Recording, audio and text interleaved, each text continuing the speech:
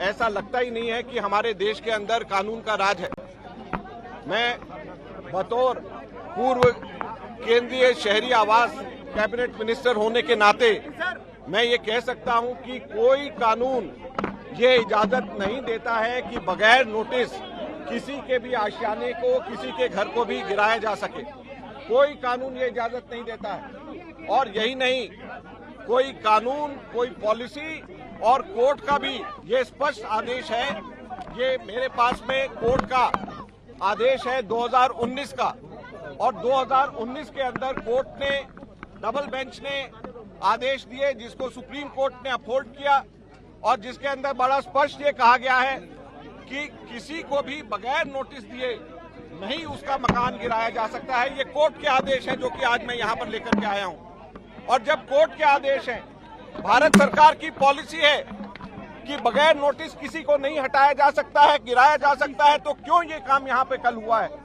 और मैं आप सब लोगों से कहना चाहता हूँ कि कृपया करके इस पूरी की पूरी प्रक्रिया को धर्म के चश्मे से ना देखें, इसमें धर्म के चश्मे का इस्तेमाल ना करें। ये केवल और केवल गरीब के पेट के ऊपर लात मारी गई है। ये केवल इस वजह से हुआ है क्योंकि हमारे देश के अंदर बेरोजगारी और महंगाई से सबसे ज्यादा अगर पीड़ित है तो गरीब लोग पीड़ित हैं। आज उनका ध्यान भटकाने के लिए आज उनको धर्म के नाम पे बांटने की कोशिश करी जा रही है। तो किसी भी तरीके से किसी को भी धर्म के चश्मे से इसको देखने की जरूरत नहीं है, ये मैं कहने के लिए यहाँ पर आया हूँ। और भारत सरकार का, हमारी पॉलिसी, हमारा कानून, कोर्ट के ऑर्डर्स, सबके सब ये कोई भी इजाजत नहीं देता है कि किसी भी प्रकार से कहीं पर भी कोई डेमोलिशन किया जाए।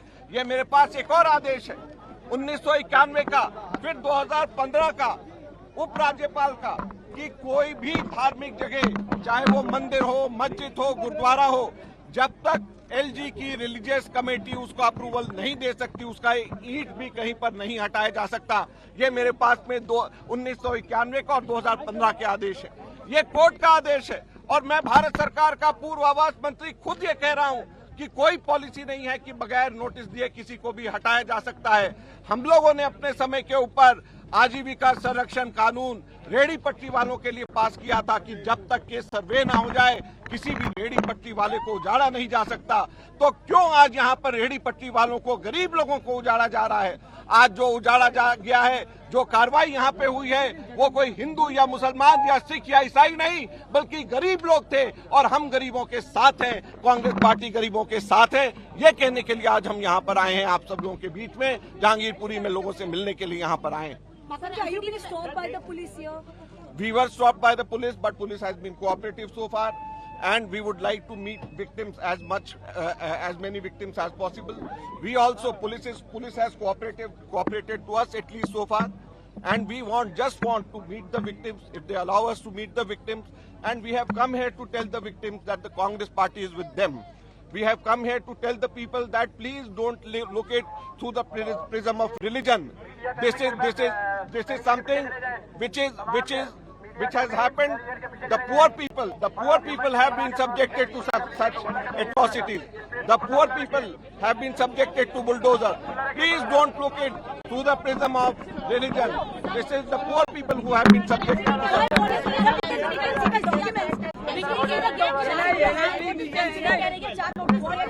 एमसीडी कह रही है 19 जनवरी को पहला नोटिस दिया गया था, लगातार नोटिस। देखिए, कोई नोटिस नहीं दिया गया। अगर दिया गया है तो कल उन्होंने सुप्रीम कोर्ट में क्यों नहीं बताया। सुप्रीम कोर्ट के अंदर उन्होंने इस बात का, आज सुप्रीम कोर्ट ने भी इसे 2 हफ्ते के लिए आगे बढ़ा दिया है। तो कानून ये कहता है नोटिस देना चाहिए, जवाब मिलना चाहिए, पूरी प्रक्रिया करनी चाहिए, तब होना चाहिए। बगैर प्रक्रिया के कोई काम किया है तो गैर कानूनी है, और इसको किसी भी तरीके से धर्म की आड़ में नहीं देखना चाहिए। गरीब लोगों के पेट के ऊपर लात पड़ी है, ये गरीब लोगों के ऊपर वार है, रेहड़ी पट्टी लोगों के वार है। आज एक जगह हो रहा है, कल दूसरी जगह होगा, हमारा ये कहना है।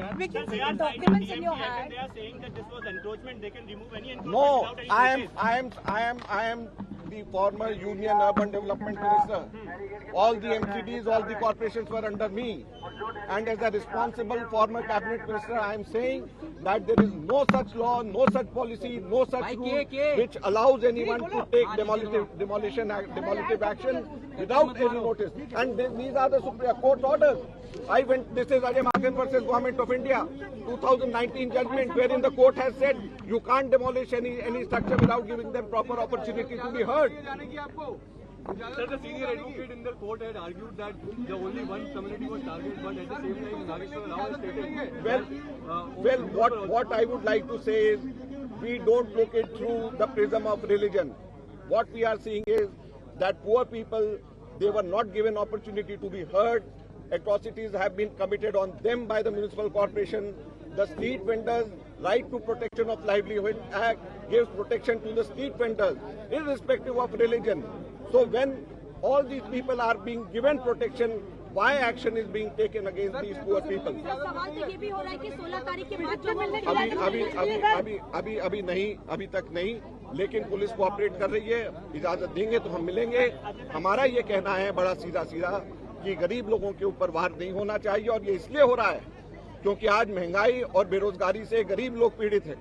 उनका ध्यान भटकाने के लिए, उनके अंदर ध्रुवीकरण पैदा करने के लिए सरकार जानबूझ करके ये काम कर रही है।